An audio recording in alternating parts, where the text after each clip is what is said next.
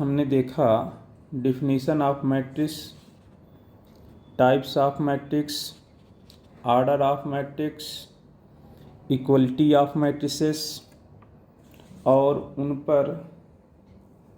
उनसे related questions.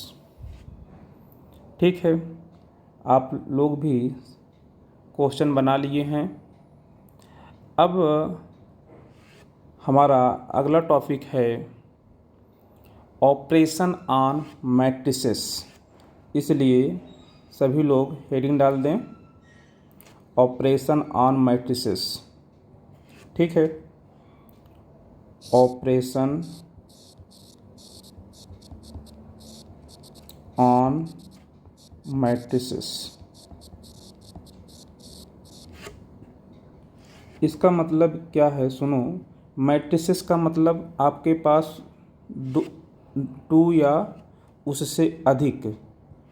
Matrices का मतलब आपके पास जो मैट्रिक्स होंगे वो टू होंगे या उससे अधिक होंगे, उनके बीच में आपको क्या लगाना है, ऑपरेशन। वो ऑपरेशन कौन कौन सा आप लगा सकते हैं, एडिशन प्लस लगा सकते हैं, माइनस लगा सकते हैं और मल्टीप्लिकेशन लगा सकते हैं। इसलिए यहाँ पर आप क्या लिख देंगे, ऑपरेशंस, ऑपरेशंस ऑन मैट्रिसेस। ठीक है, इसमें सबसे पहले हम लोग एडिशन ऑफ मैट्रिसेस के विषय में पढ़ेंगे, फिर उसके बाद multiplication of A matrix bye a scalar, इसको देखेंगे। ठीक है, और इस पर कुछ प्रॉपर्टीज़ हैं उसको भी देखेंगे, और फिर उसके बाद मल्टीप्लिकेशन ऑफ मैट्रिसेस को पढ़ेंगे।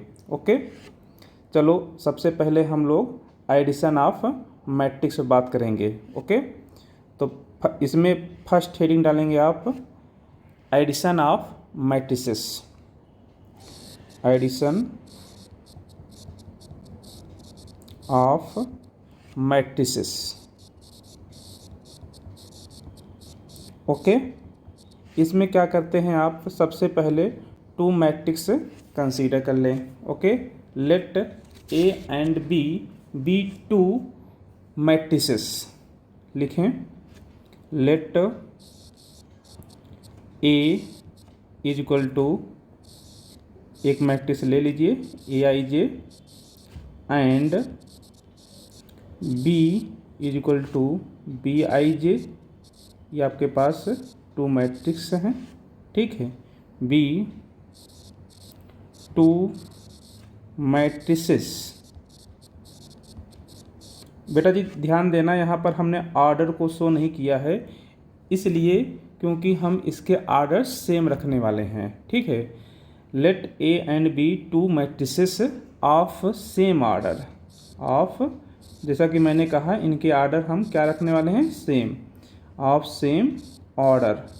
अब आप ऑर्डर कुछ भी कंसीडर कर सकते हैं, से m बाई n। ओके, इस तरीके से आप कंसीडर कर लो। ओके, देन अब इनके बीच में जब आप ऑपरेशन लगाएं, देन a प्लस बी ये डिफाइंड हो जाएगा, then a plus B is defined. कैसे डिफाइंड होगा, एक नई मैट्रिक्स आ जाएगी C, डिफाइंड एज C, एक नया मैट्रिक्स आएगा। जिसे एक मैट्रिक्स A था, B था, दोनों के बीच में ऑपरेशन प्लस लगाया तो हमें डिफाइंड होगा और रिजल्ट आएगा C, एक नया मैट्रिक्स। और वो किस तरीके से होगा, वो आपका हो जाएगा is equal to C I जे। इसका आर्डर क्या होगा, वही आर्डर जो ए और बी का है, यानी कहने का मतलब m by n। Okay, C I J क्या है, एलिमेंट है, where C I J general element है। जैसे देखो ए का जनरल एलिमेंट कौन है, ए आई जे है, बी का जनरल एलिमेंट कौन है, बी आई जे है, वैसे ही सी का जनरल एलिमेंट का है, सी आई जे है। कैसे मिलता है बेटा जी, करेस्पॉन्डिंग एलिमेंट को हम ऐड कर देते हैं। कहने का मतलब ए i J plus B i जे, इनको ऐड करने पर जो रिजल्ट मिल जाएगा वही आपका क्या हो जाएगा, सी आई जे होगा। ठीक है, आई और जे की वैल्यू कहाँ से कहाँ तक जाएगी इसको आप लिख लें। वेयर आई की वैल्यू 1 से अधिक होगी और यम से लेस होगी या इक्वल होगी। ठीक है, ऐसे ही जे की वैल्यू 1 से greater or equal and less or equal to N. Okay, एक बार पुनः आप इसके डिफिनीसन को देख लें और फिर उसके बाद हम एग्जाम्पल जब लेकर दिखाएंगे आपको, फिर बात बिल्कुल समझ में आ जाएगी। एक बार केवल आप फिर से सुन लो। ओके, लेट क्या किया गया है, ए आई जे एक मैट्रिक्स कंसीडर किया गया ए इक्वल, और दूसरा मैट्रिक्स बी आई जे ये कंसीडर किया गया बी इक्वल। दो, ठीक है, ये 2 मैट्रिसेस हैं, 2 मैट्रिसेस। ध्यान ये देना है कि इनके आर्डर सेम हैं, ये ध्यान देने की बात है। सेम आर्डर होने चाहिए बेटा जी, तभी जाकर इनका ये डिफाइंड होगा, सम डिफाइंड होगा, अदरवाइज सम डिफाइंड नहीं होगा। वो आर्डर हम लोग यहाँ पर कंसीडर कर लिए हैं, वो आर्डर आपका m/n का है। ठीक है, अच्छा, आर्डर सेम है, 2 मैट्रिक्स है, तो a प्लस बी डिफाइंड होगा, a plus B is defined. Result क्या आएगा, एक नया मैट्रिक्स आएगा C, किसके इक्वल होगा, जैसे ए आई जे के इक्वल है, बी आई जे के इक्वल है, ठीक वैसे ही सी आई जे के इक्वल होगा। सी आई जे क्या है, जनरल एलिमेंट है, आर्डर वही होगा जो ए और बी का है। ठीक है, सी आई जे कैसे उसको फाइंड करेंगे, जो आपका सी आई जे आएगा वो कैसे आएगा, तो ए के करेस्पॉन्डिंग एलिमेंट, ए और बी के करेस्पॉन्डिंग एलिमेंट मिल जाएंगे, ऐड हो जाएंगे। कहने का मतलब सी I J is equal to होगा ए i J plus B i जे। ठीक है, कहने का मतलब यदि यहाँ पर आई की वैल्यू 1 रखेंगे तो जे की वैल्यू 2 लेंगे, तो बी में भी आई की वैल्यू 1 लेंगे, जे की वैल्यू 2 लेंगे। तो यानी ए, चलो यहाँ पर हम लिख देते हैं एग्जाम्पल के लिए, समझने के लिए लिख रहे हैं। ओके, जैसे यहाँ पर हम यदि हम ले लें ए आई की वैल्यू 1 ले लिए, जे की वैल्यू 2 ले लिए, तो अब हमें बी में भी यही लेना पड़ेगा, आई की वैल्यू 1 लेना पड़ेगा, बी जे की वैल्यू 2 लेना पड़ेगा। तो A12 प्लस B12 क्या आएगा, ये आपका आ जाएगा C12। ठीक है, फर्स्ट रो सेकंड कॉलम का एलिमेंट ए मैट्रिक्स से और प्लस दूसरे मैट्रिक्स से फर्स्ट रो सेकंड कॉलम का एलिमेंट, दोनों को मिलाएंगे तो जो रिजल्ट आएगा वह सी का फर्स्ट रो सेकंड एलिमेंट होगा, फर्स्ट रो सेकंड कॉलम का एलिमेंट होगा। ओके, चलो अभी एग्जाम्पल लेकर दिखाते हैं, बिल्कुल बात समझ में आ जाएगी। ओके, ये देखो एग्जाम्पल, 2 मैट्रिक्स आप कंसीडर करो। ठीक है, 2 मैट्रिक्स कंसीडर करो। Let A is equal to 1 2 3 -1 0 5, ये मैट्रिक्स ए हो गया, और मैट्रिक्स बी कंसीडर कर लो। अब यहाँ पर आपने मैट्रिक्स ए का आर्डर क्या रखा है, 2 रो रखा है, 3 कॉलम रखा है, तो बी में भी यही काम करेंगे, 2 रो 3 कॉलम लेंगे। यहाँ पर आपने ले लिया -1 0 7 1 2 3। ओके, ये 2 मैट्रिक्स ले लिया। ठीक है, तो दोनों के आर्डर सेम हैं। Then A plus B is defined. क्यों डिफाइंड है, क्योंकि सेम आर्डर के हैं। और रिजल्ट क्या आएगा बेटा जी, एक नया मैट्रिक्स सी आएगा और उसका भी आर्डर क्या होगा, उसका भी आर्डर 2/3 का होगा। ठीक है, जैसे इसका आर्डर 2/3 का है और ए का भी आर्डर 2/3 का है। ठीक है, तो ठीक ऐसे ही सी का भी आर्डर 2/3 का होगा। सी में कितने एलिमेंट होंगे, वही 6 एलिमेंट होंगे। जैसे ए में 6 एलिमेंट है, बी में 6 एलिमेंट है। तो अब सी का में जो फर्स्ट रो फर्स्ट कॉलम पर वो एलिमेंट कौन सा होगा, यहाँ पर C11 होगा, यहाँ पर C12 होगा, यहाँ पर C13 होगा, यहाँ पर C21, C22, C23 ऐसे एलिमेंट होंगे। अब देखो यहाँ पर आपने क्या लिखा है, CIJ कैसे फाइंड होगा, AIJ प्लस BIJ। ठीक है, कहने का मतलब ये हमें C12 चाहिए तो हम A12 प्लस B12 ऐड करेंगे। ओके, तो वही लॉजिक यहाँ पर लगाएंगे। हमें C11 चाहिए तो इसके लिए हम क्या करते हैं, हम लोग A से A11 को उठाएंगे और B से भी 11 को उठाएंगे। फर्स्ट रो फर्स्ट कॉलम का एलिमेंट यहाँ से भी उठाएंगे, यहाँ से, यानी करस्पॉन्डिंग एलिमेंट को मिला देंगे। मिला देने से हमें C11 मिल जाएगा। तो देखो इज इक्वल टू मैट्रिक्स 2/3 का रिजल्ट आएगा हमारा। ओके, तो आप देखिए आप रिजल्ट, हम लोग C11 की वैल्यू लिखने जा रहे हैं। ठीक है, C11 की वैल्यू लिखने जा रहे हैं। तो ए से 11 फर्स्ट रो फर्स्ट कॉलम को एलिमेंट को लेंगे और बी से भी फर्स्ट रो फर्स्ट कॉलम का एलिमेंट लेंगे। तो 1 प्लस माइनस 1 तो कितना बन जाएगा, 1 प्लस -1 कितना बनेगा, ये आपका बन जाएगा 0।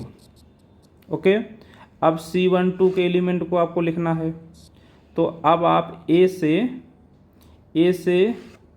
1 2 फर्स्ट रो सेकंड कॉलम के एलिमेंट को लेंगे, आप इस 2 को ले लेंगे और बी से 0 को ले लेंगे, करस्पॉन्डिंग एलिमेंट को। दोनों को मिलाएं, 2 और 0 को मिलाएंगे तो क्या बनेगा, 2 बन जाएगा। ऐसे ही C13 के लिए आप 3 प्लस 7 को मिला देंगे तो कितना बन जाएगा, ये आपका बन जाएगा 3 प्लस 7 10 बन जाएगा। ठीक है, अब C21 के लिए ए से 21 और बी से भी 21, यानी 21 का मतलब second row first column, second row first column A से -1 अब बी से 1, तो -1 और 1 को मिलाएंगे तो क्या बन जाएगा, 0 बन जाएगा।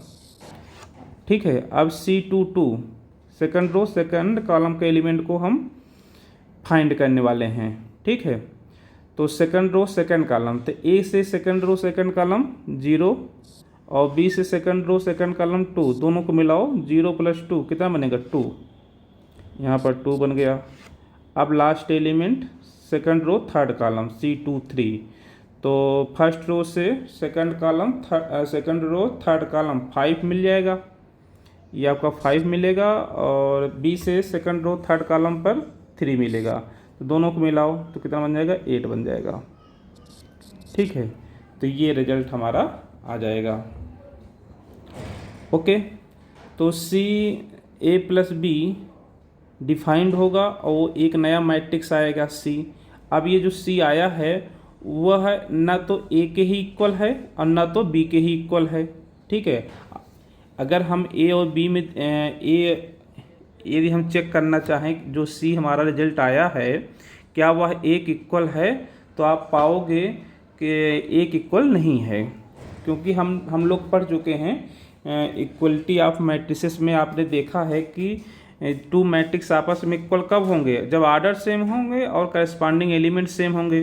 तो C के करस्पॉन्डिंग एलिमेंट जो हैं वो A के करस्पॉन्डिंग एलिमेंट के इक्वल नहीं है, इसलिए जो C आया है वह ना तो A ही है ना तो B के ही इक्वल है। कहने का मतलब जो C है वो एक नया मैट्रिक्स है। ठीक है, इसलिए यहाँ पर आपका ये जो प्लस ऑपरेशन है वह आर्डर सेम होने पर डिफाइंड है।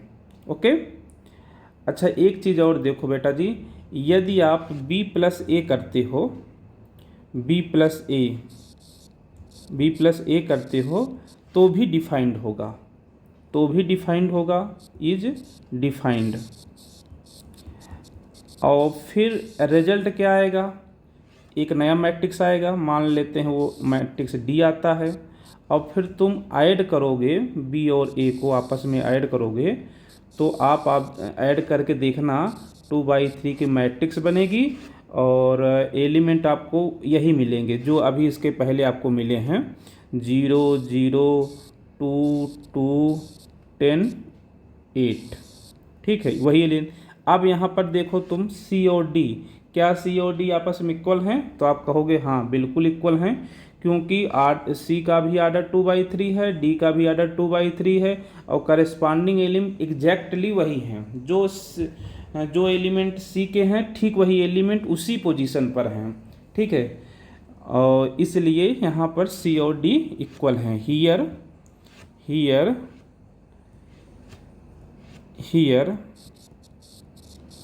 सी इज इक्वल टू डी। ठीक है, कहने का मतलब क्या है, दैट इज, इसका मतलब सी क्या है आपका, सी आपका क्या है बेटा जी, सी आपका ए प्लस बी है ना, सी आपका ए प्लस बी है। और डी क्या है, डी आपका बी प्लस ए है। कहने का मतलब ये है A plus B is equal to B plus A, यानी आप ए प्लस बी को बी प्लस ए लिख सकते हैं। कहीं पर ए प्लस बी लिखा है तो आवश्यकता पड़ने पर उसे आप बी प्लस ए लिख सकते हैं, और कहीं पर आपका बी प्लस ए लिखा है तो आवश्यकता पड़ने पर आप ए प्लस बी लिख सकते हो, और कहीं ए प्लस बी लिखा है तो बी प्लस ए लिख सकते हो। इसको बोलते हैं कम्यूटेटिव लॉ। जब भी ऐसा हो तो आप कह देंगे कि यह कम्यूटेटिव लॉ है। ओके, चलो अब यहीं पर हम लोग प्रॉपर्टी भी देख लेते हैं। ठीक है, अब बस इसकी बात आ गई है, तो कम्यूटेटिव लॉ की बात आ गई है, तो हम लोग प्रॉपर्टी के विषय में भी समझ लेते हैं। ठीक है, तो क्या बात करेंगे, प्रॉपर्टीज ऑफ मैट्रिक्स एडिशन।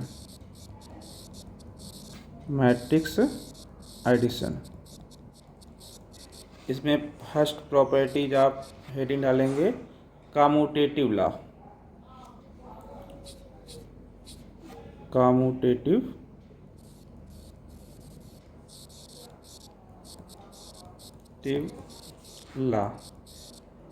इसमें क्या करते हैं, आप 2 मैट्रिक्स लेते हैं। ठीक है, 2 मैट्रिक्स लेते हैं, जैसे एक मैट्रिक्स ए ले लिया और दूसरा मैट्रिक्स बी लिया आपने, और उन दोनों के बीच में ऑपरेशन प्लस लगाया और आपका वही रिजल्ट आया, यानी बी प्लस ए आ गया। ए प्लस बी को आप बी प्लस ए लिख दें तो इसको बोलते हैं कम्यूटेटिव लॉ। ठीक है, अब सेकंड आप हेडिंग डालेंगे एसोसिएटिव लॉ। सेकंड में आपका आता है एसोसिएटिव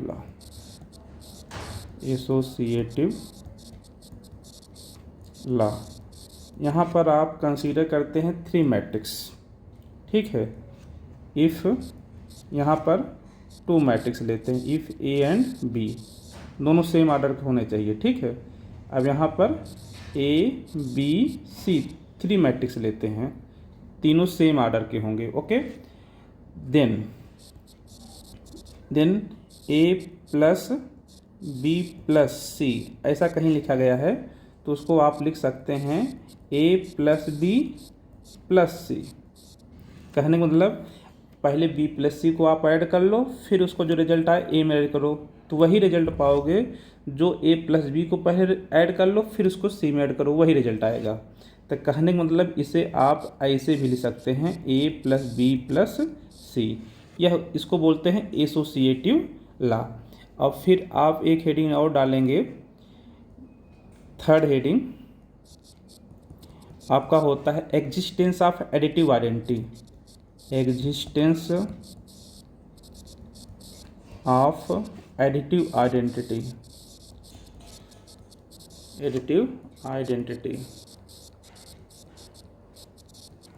ठीक है, 0 को आप एडिटिव आइडेंटिटी बोलते हैं। ठीक है, किसको बोलते हैं? जीरो को। क्यों बोलते हैं? सुनो इसको। इसलिए क्योंकि जैसे आपके पास मान लो let A B any matrix, कोई भी मैट्रिक्स है, ठीक है, आर्डर जो भी रखना वही आर्डर जीरो का भी रखना है यहाँ पर, ए बी एनी मैट्रिक्स, ठीक। देन चलो यहाँ पर देन मत लिखो, ए बी एनी मैट्रिक्स और एक मैट्रिक्स जीरो को भी ले लो, and zero matrix null matrix, थोड़ा सा इसको डार्क करते हैं बेटा जी, B null matrix, null matrix दोनों सेम आर्डर के होने चाहिए, ठीक है। किस प्रकार से हैं ये? ए प्लस जीरो करो तो आपका जीरो प्लस ए कर सकते हैं आप, अभी आपने देखा कम्यूटेटिव से वही रिजल्ट आएगा किसके? एक इक्वल। कहने मतलब यदि आप ए में नल मैट्रिक्स को ऐड करोगे कोई फर्क नहीं पड़ता, वही रिजल्ट फिर से आ जाता है।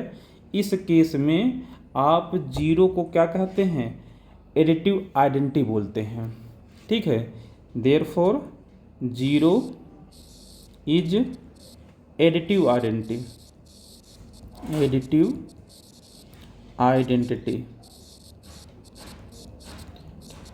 ठीक है, additive identity for matrix addition, for matrix addition के लिए होता है, ठीक है। ओके, एक फिर आप नेक्स्ट हेडिंग डालेंगे, fourth, the existence of additive inverse, existence of additive inverse, ठीक है। अभी आप निगेटिव मैट्रिक्स को नहीं पढ़े हैं, ठीक है, इसलिए इसे अभी आप यहाँ पर हम थोड़ा से रोकेंगे, फिर अभी लौट के यहाँ पर आएंगे। ओके, अभी दरअसल यहाँ पर कम्यूटेटिव की बात यहाँ चल गई थी, इसलिए हमने प्रॉपर्टी ऑफ मैट्रिक्स एडिशन को यहाँ पर बता दिया, ठीक है। इसे जो भी प्रॉपर्टीज हैं मैट्रिक्स एडिशन के लिए, commutative law, associative law, additive identity, ये तीनों आप याद रखेंगे। इसका यूज आगे चलकर आपको मिलेगा, ठीक।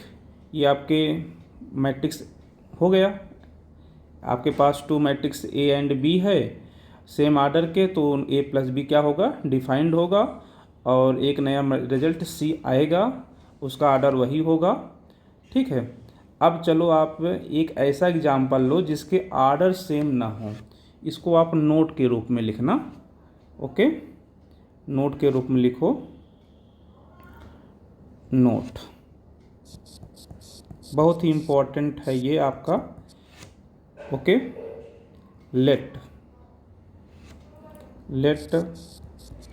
ए इज इक्वल टू, एक मैट्रिक्स ले लो ए आई जे, ठीक है, एंड दूसरा मैट्रिक्स आप ले लो B is equal to b i j, दोनों के आर्डर सेम ना हो। Let A is equal to a i j and B is equal to b i j of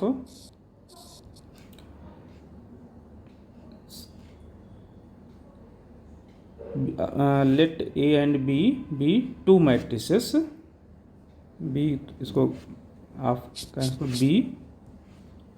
B two matrices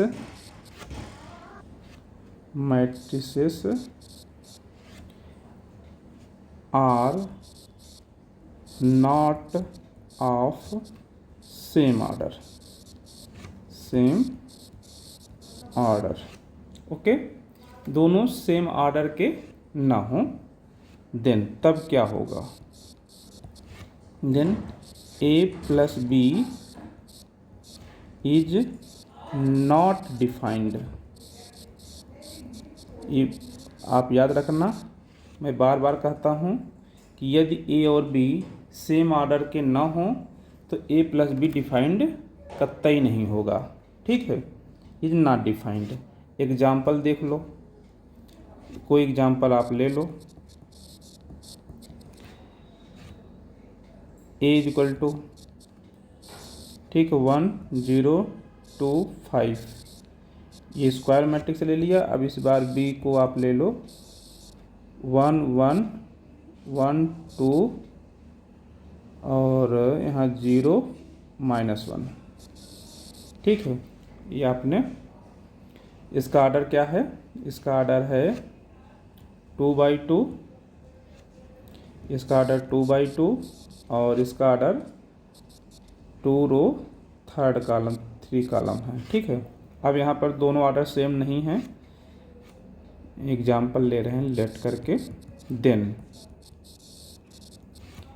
A plus B is not defined, ठीक है। कहने का मतलब A plus B, that is, इसका मतलब ये है A plus B is not equal to C, मतलब कि कोई हमको मैट्रिक्स नहीं मिलेगी, यानी कहना मतलब कि ए प्लस बी हम डिफाइन नहीं कर सकते हैं, ओके। अच्छा, अब आप क्या करते हैं, हम लोग एक ऐसा एग्जाम्पल कंसीडर करते हैं, जैसे देखो, नाउ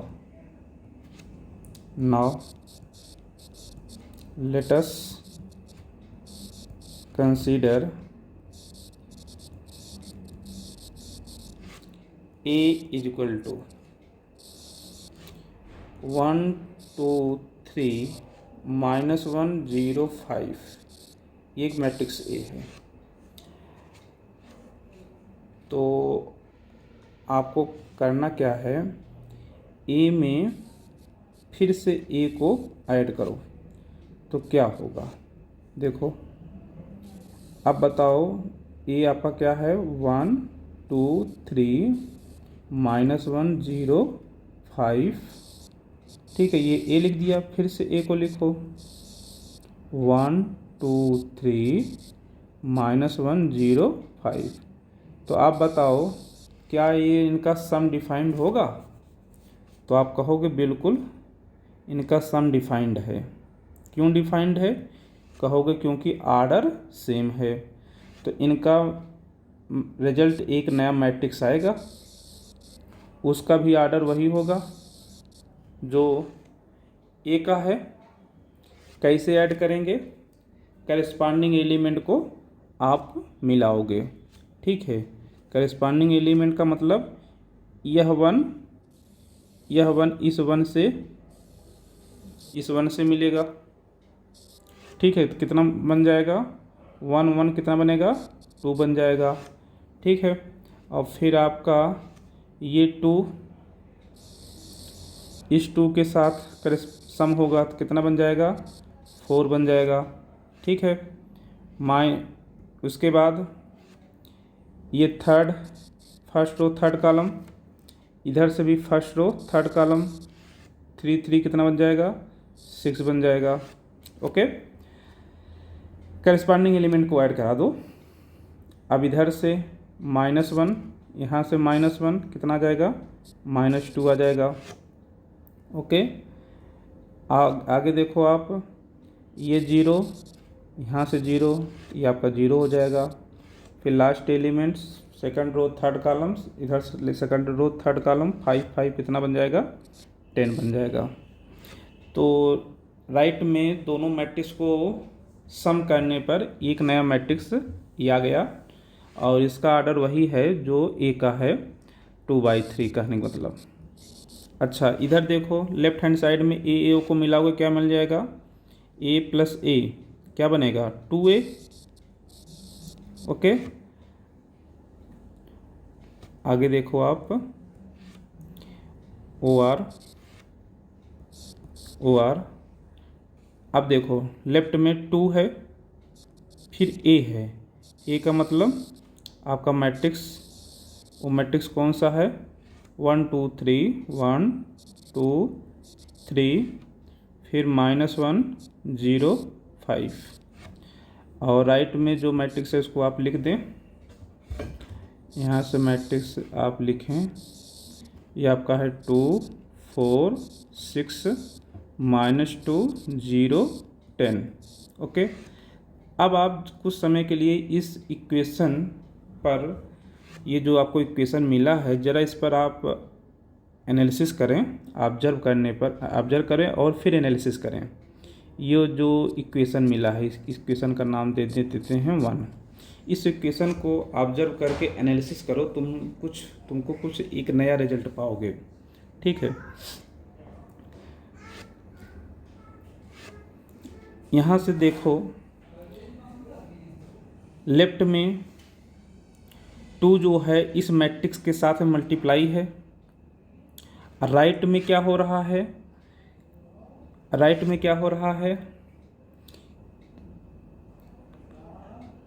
2 जो है, जो लेफ्ट में मल्टीप्लाई है मैट्रिक्स के साथ में, तो मैट्रिक्स के जितने भी एलिमेंट हैं, 6 एलिमेंट हैं, सभी के साथ क्या हो रहा है, मल्टीप्लाई हो रहा है।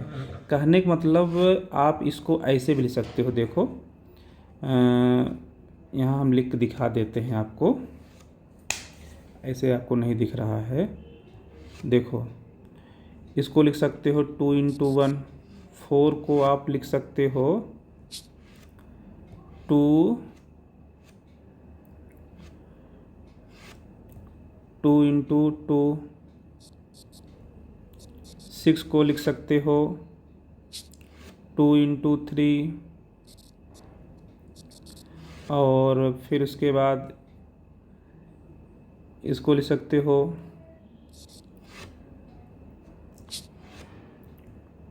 2 × -1।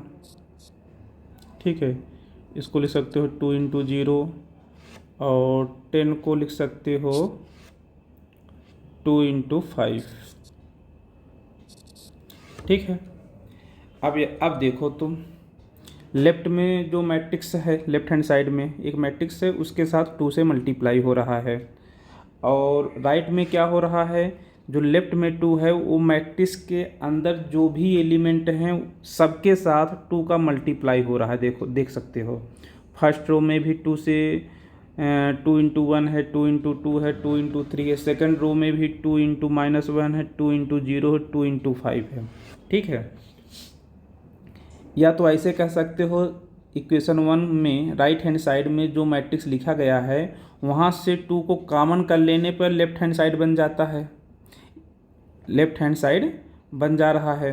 या लेफ्ट हैंड साइड से राइट हैंड साइड जाने के लिए हम क्या कर रहे हैं, 2 से मल्टीप्लाई करा दे रहे हैं। मैट्रिक्स के जितने भी एलिमेंट हैं सबके साथ 2 से मल्टीप्लाई करा रहे हैं। ठीक है, तो ये जो कंसेप्ट है ना, ये कंसेप्ट हमको बताएगा कि multiplication of A matrix bye a scalar, इसको बता रहा है। ओके, इसलिए अब हमारी जो नई हेडिंग है वो है multiplication of A matrix bye a scalar. Heading डालें आप, मल्टीप्लिकेशन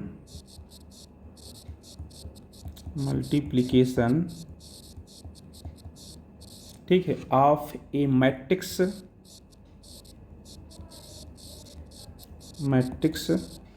बाय ए स्केलर, ठीक है। ओके, कहने का मतलब ये है कि ये जो मैट्रिक्स ए है, जो लेफ्ट हैंड साइड मैट्रिक्स है, उसे हम ए कंसीडर कर लेते हैं और 2 को कंसीडर कर लेते हैं एक scalar.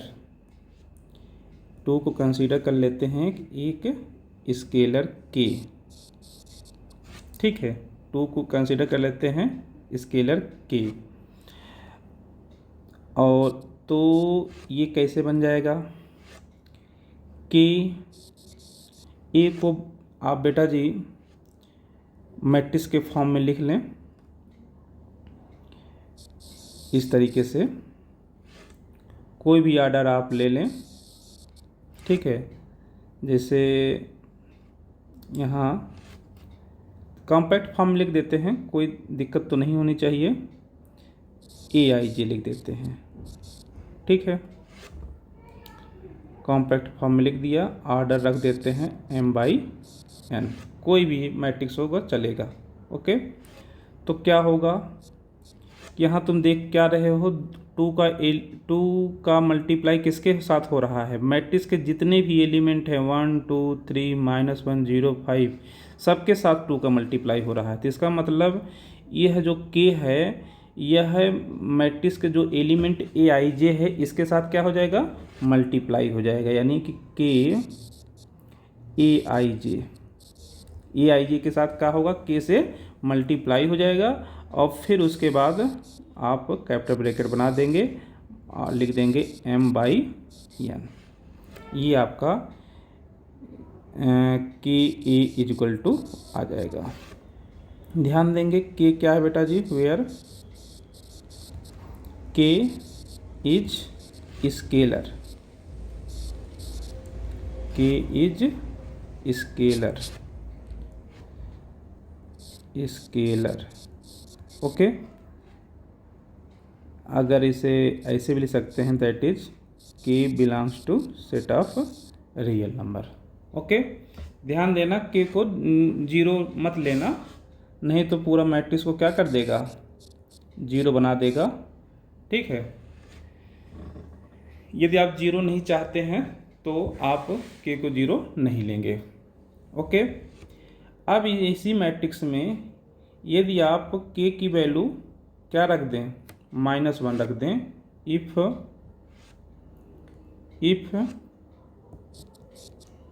k equal to -1, then तब क्या होगा बेटा जी, k के पोजीशन -1 रखो, -1 इंटू a, ठीक है, equal to -1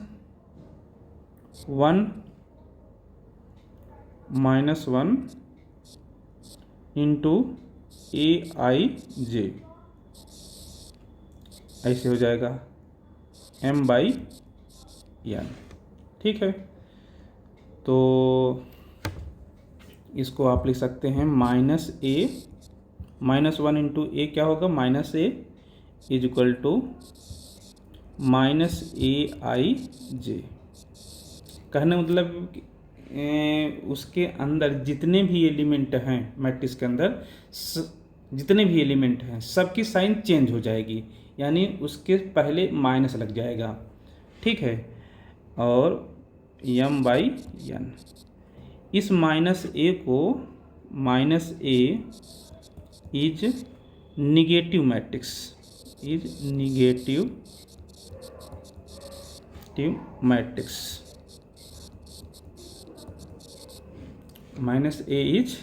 negative matrix. Suppose करो बेटा जी, यदि आप यहाँ पर देखो, हम लोग बात कर रहे थे ना the existence of additive inverse, यहाँ पर आते हैं। अब आपके पास सपोज कर लो एक मैट्रिक्स है A, ओके, और फिर उसके बाद A इनवर्स एग्जिस्ट करेगा। लेट करो इसको, लेट A बी एनी मैट्रिक्स, ठीक है, and A inverse exists. A inverse क्या कर रहा है, एग्जिस्ट कर रहा है। ए इनवर्स आपका कोई दूसरा मैट्रिक्स है, ठीक है, और किस तरीके से ये है, सच that A plus -a, A inverse को ऐसे भी लिख सकते हैं, जहाँ यहाँ पर जिसे हमने लिखा है ये भी सही है, और यहाँ चूँकि ये हम एडिशन की बात चल रही है इसलिए बेटा जी इसको हम लोग ऐसे ना लिखकर ऐसे लिखेंगे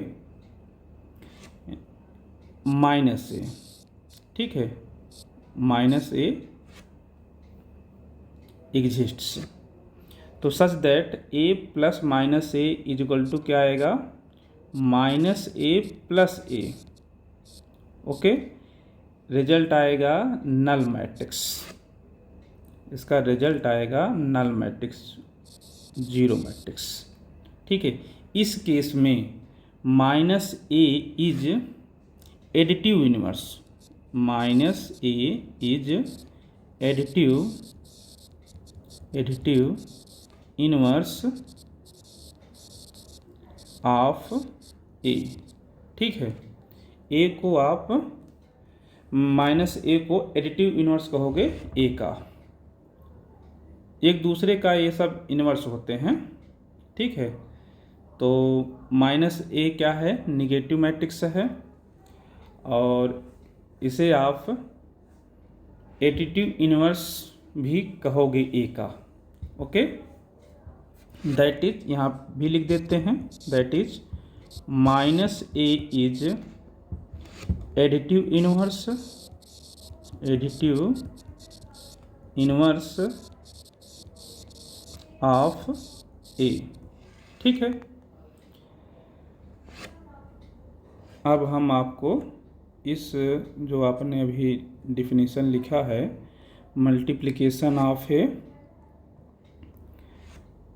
multiplication of A matrix by a scalar, ये है आपका डिफिनीशन जिसे आप याद रखेंगे। ठीक है, इसे आपको याद रखना है कि यदि आपको किसी मैट्रिक्स में किसी स्केलर से मल्टीप्लाई कराएंगे तो वो उसकी मैट्रिक्स के जितने भी एलिमेंट्स हैं सबके साथ मल्टीप्लाई हो जाएगा। इस पर हम आपको एक एग्जाम्पल क्वेश्चन देते हैं, आपको आंसर बताना है। ठीक है, एक चलो लिखो आप एग्जाम्पल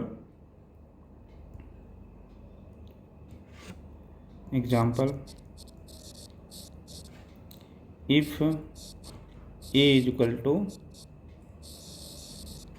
मैट्रिक्स आपको दे रहे हैं, इसमें एलिमेंट है 1 0 -1 5 2 3 -7 2 1 1 0 1। ठीक है, ये है मैट्रिक्स। ओके, अब आपको क्या करना है, देन फाइंड 3a, आपको 3a फाइंड करना है। ठीक है, तो आप खुद से फाइंड करें, फिर उसके बाद सर आप देखेंगे। ओके, तो आपको खुद से करना है, आप कीजिएगा, फिर उसके बाद देखना कैसे होगा। ओके, सबसे पहले आप क्या करना, 3 लिखना, फिर ए को लिखना। ए किसके इक्वल है, मैट्रिक्स के इक्वल है, ये आपका ए को लिखना है। ऐसे एलिमेंट लिखना 1 0 -1 5 2 3 -7 2 1 1 0 1। मैट्रिक्स कैसे भी हो कोई फर्क नहीं पड़ता मल्टीप्लिकेशन में। ठीक है, अब आप क्या करेंगे, ये जो आपका 3 है, यह मैट्रिक्स के अंदर जितने भी एलिमेंट हैं सबके साथ मल्टीप्लाई होगा। ये हो जाएगा 3 × 1 3 × 0 3 × -1 3 × 5। ठीक है, ऐसे ही फिर 3 × 2 3 × 3 3 × -7 3 × 2।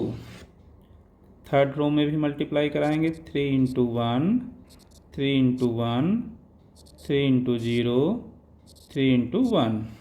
अब आप सोच रहे होंगे क्या ज़रूरी है ये दिखाना? नहीं, कोई ज़रूरी नहीं है, आप डायरेक्ट मल्टीप्लाई करके आंसर भी लिख सकते हैं।